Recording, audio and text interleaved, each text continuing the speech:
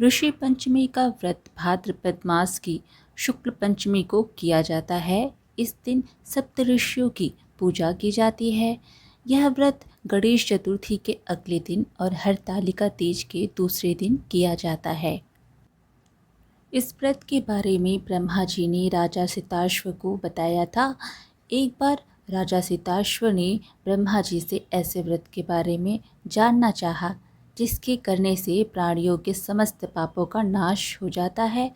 तब ब्रह्मा जी ने उन्हें ऋषि पंचमी व्रत के बारे में बताया। आइए अब इसकी कथा का श्रवण करते हैं। विदर्भ देश में उत्तंक नामक एक सदाचारी ब्राह्मण रहा करते थे। उनकी पत्नी बड़ी पतिव्रता थी, जिनका नाम सुशीला था। उन ब्राह्मण के एक पुत्र तथा एक पुत्री, दो संतान थी। विवाह योग्य होने पर उन्होंने समान कुलशील वर के साथ कन्या का विवाह कर दिया। दैवयोग से कुछ दिनों बाद वह विधवा हो गई।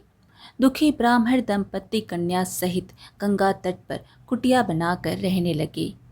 एक दिन ब्राह्मण कन्या सो रही थी कि उसका शरीर कीड़ों से भर गया। कन्या ने सारी बात माँ से कही। माँ ने पति से सब कहते हुए पूछा, प्राणनाथ, मेरी साध्वी कन्या की यह गति होने का क्या कारण है? उत्तंक ने समाधि द्वारा इस घटना का पता लगाकर बताया, पूर्व जन्म में भी यह कन्या ब्राह्मणी थी।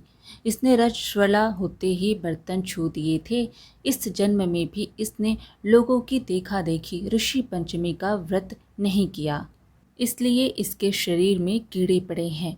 धर्मशास्त्रों की मान्यता है कि रजस्वला स्त्री पहले दिन चांडालिनी, दूसरे दिन ब्रह्मघातिनी तथा तीसरे दिन धोबिन के समान अपवित्र होती है।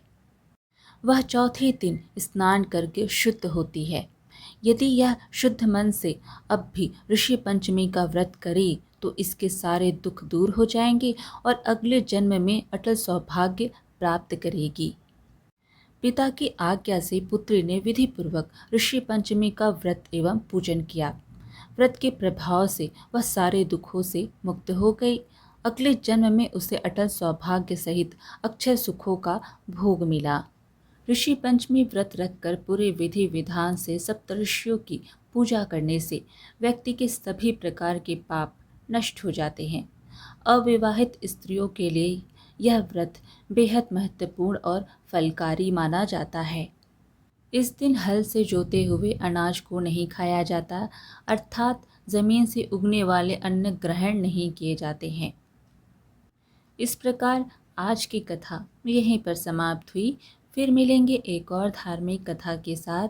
वीडियो पसंद आए तो लाइक शेयर ज़रूर करें और धार्मिक कथाएं सुनने के लिए हमारे चैनल को सब्सक्राइब कर लीजिए। धन्यवाद।